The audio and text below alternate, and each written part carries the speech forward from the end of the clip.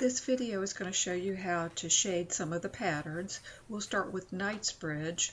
So using your number 2 pencil, you're going to hold it on the side and just gently with little circles or a nice straight line, not the point, use more of the side of the pencil, just run along the grid line on one side of the grid line and put some little bit of pencil mark right down on that line, and then take your blending tool and with little circles just blend that to make a soft shadow. If you don't have a blending tool, you can use a cotton swab, or you can actually use your finger too. So go along the grid line in one direction and then turn your tile and do the same thing along the other edge. A little bit of pencil mark using the side of the pencil, and then use your little blending tool to soften that shadow line.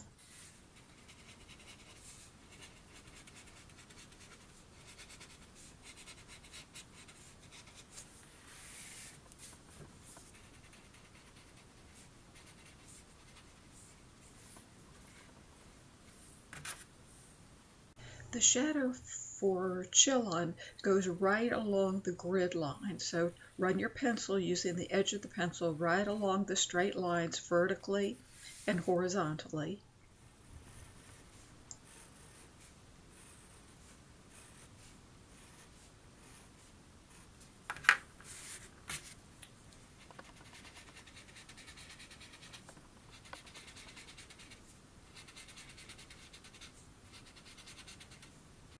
You could use your blending tool to blend these shadows just a little bit, but since this pattern is so delicate and light, we're going to keep the shadows the same way, very light, and keep them just, soften them just a little bit with the blending tool in each direction.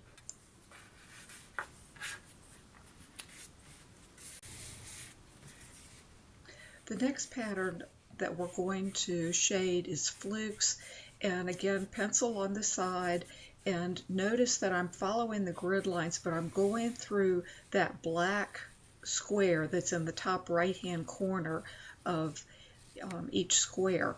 If you'll keep the shadow along that side of just one side of the grid, then what it looks like once it's shaded is that they turn into tiles that overlap each other.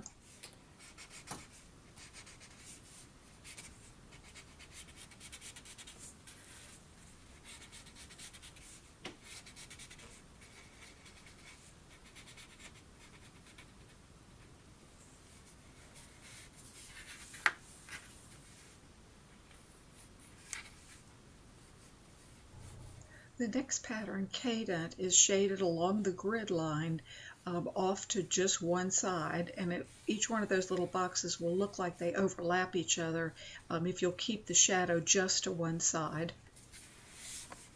Turn your tile and do the same thing. It doesn't matter which side of the grid line you shade, just be consistent throughout.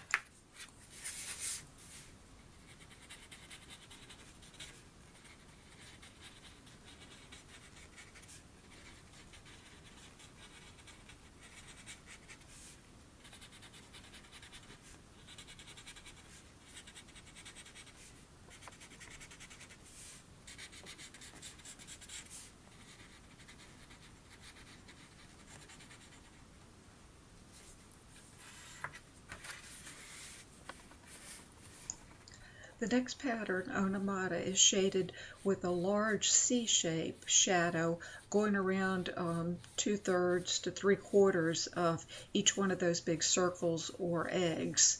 So use your pencil on the side and go around adding a shadow in. And then you'll take your blending tool and soften that shadow. You can also go around and darken the area around each egg where we put the little circles or the little perfs.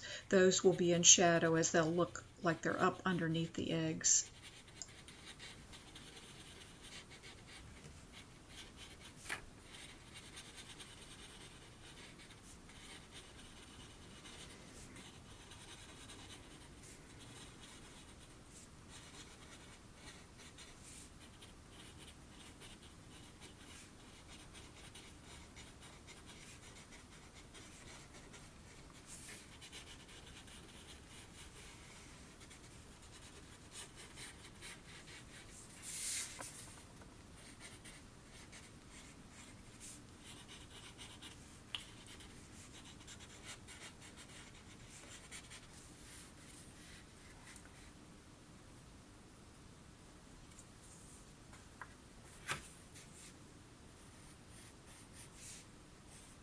Diane is shaded by darkening the area around where we put the spokes in, and also you can do it around the outside edge, and then again softening it.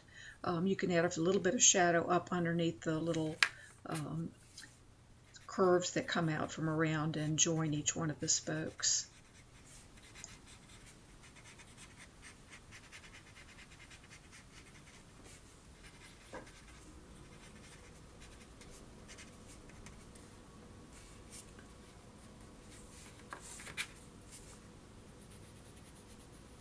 Stripes is shaded by adding some darkness around the outside edge, anywhere where we put a grid line, right around that little middle section.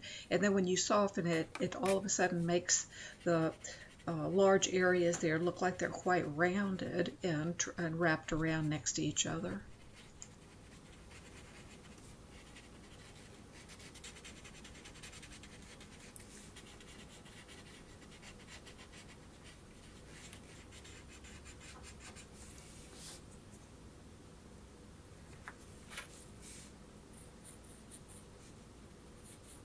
I'm adding a little shadow under each of the little festoons. These are very, very small shadows, and it'll just make the festoons look kind of rounded.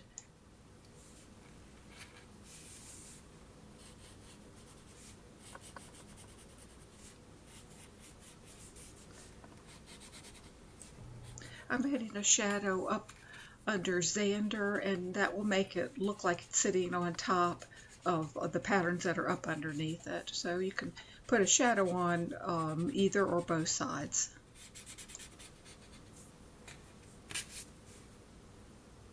The next shadow is just a little bit different. You'll take the pencil and use the point of it to put a very, very fine line shadow for fescue's stems. Then you can add a little bit wider shadow up under each of the little flower petals.